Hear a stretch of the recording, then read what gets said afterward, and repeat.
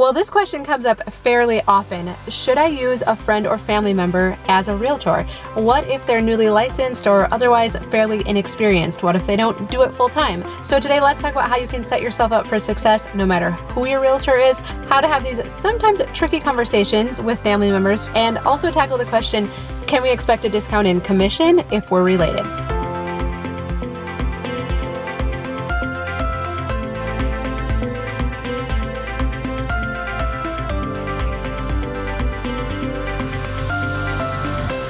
Well, hi, I'm Dawn from The Minimal Mom, and normally we're talking about family minimalism, tips and tricks to simplify your house quickly, but Tom and I are also licensed realtors, so we do like to tackle the occasional real estate related question as well. And so in our last video on real estate, we talked about what sellers don't understand about staging and how important it is and a few tips and tricks for that. So I'll put a link to that down below. But I do need to give a quick disclaimer. I am licensed with Berkshire Hathaway Home Services, North Properties in both Minnesota and Wisconsin.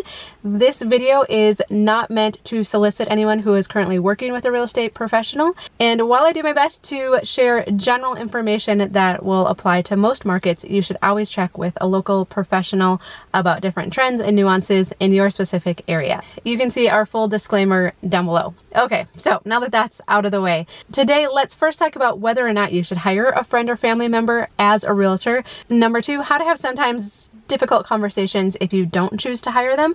And number three, whether or not you can expect a discount in commission if you do decide to hire a family member. So number one, should we hire a friend or family member? Well, as a realtor, I would say we do rely heavily on business from our friends and family, and we're disappointed if we hear that a friend or family member used somebody else besides us if they live in our area or where we're licensed. And so, yes, I do think that it is nice to support your friends and family, but there is a huge but here. Your home, that didn't sound right. For most of us, our home is our largest asset. It's one of our biggest financial investments. So you should work with someone who is a full-time professional. I'll never forget when we were doing our real estate classes. So in Minnesota, they require 90 hours of training to be a realtor.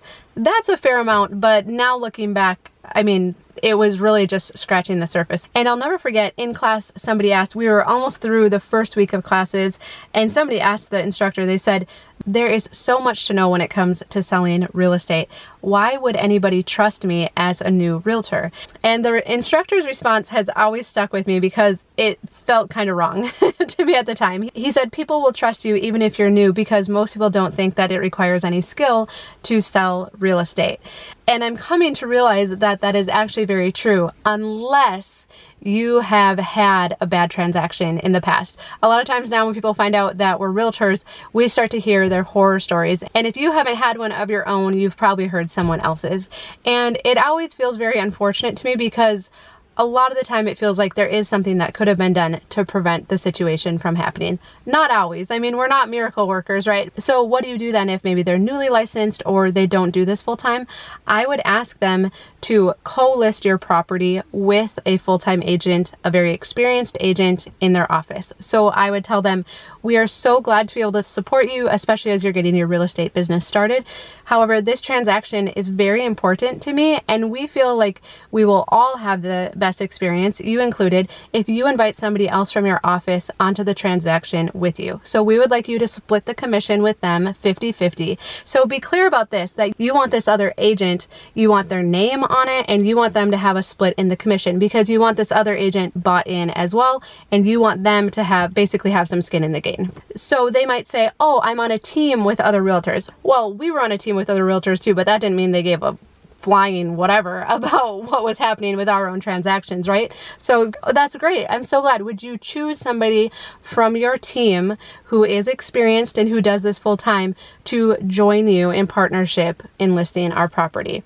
And so this is very important because what we're realizing now that we've been doing this for many years is that the network we develop with other agents is very important. And someone who doesn't do this full time or is just getting started, they don't have those relationships established yet. The experience that we've gained in negotiating offers is invaluable. And so a new agent just doesn't have that experience under their belt. And what about, negotiating inspection items, or when it comes to the appraisal, if the appraisal doesn't come in high enough? It's not just negotiating the price, there's these other items that get negotiated along the way as well.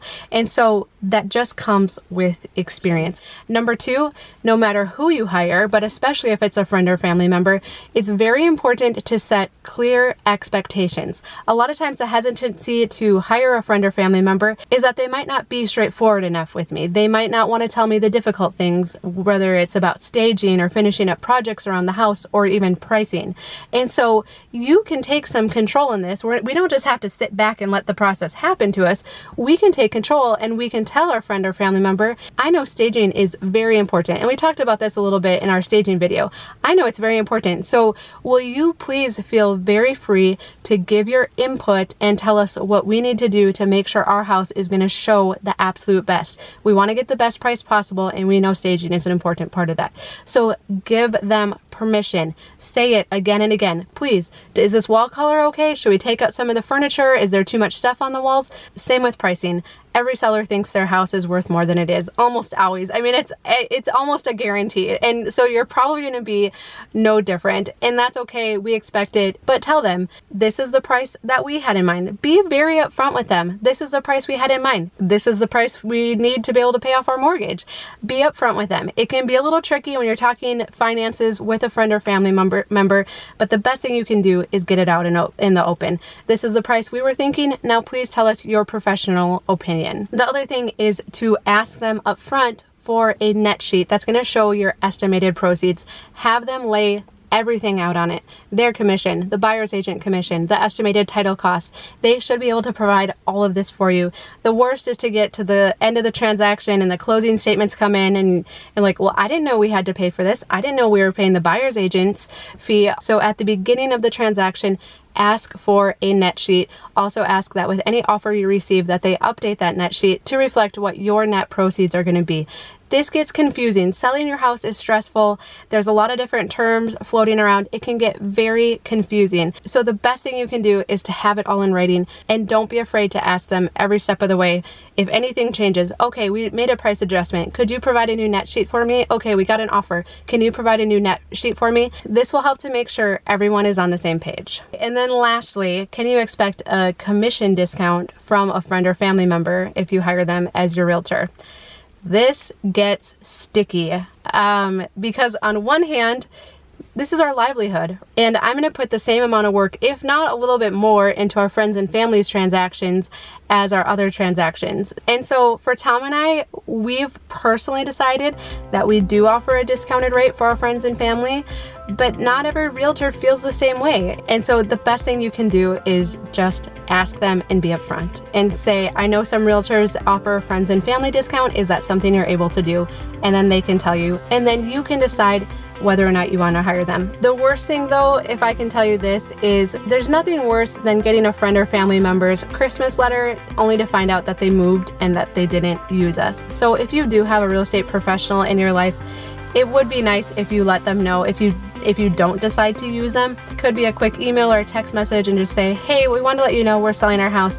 We did decide to use this agent because they're very familiar with our neighborhood, or we like their marketing style, or they decided to include staging, whatever the reason is, or you don't have to provide a reason, but just give them a heads up, because while there still might be a little bit of hurt feelings, we'd much rather hear it from you than from a neighbor or another family member that you decided to work with somebody else. That is just my personal opinion. So then, to answer the question, yes, I do think that you can have a successful transaction with a friend or family member.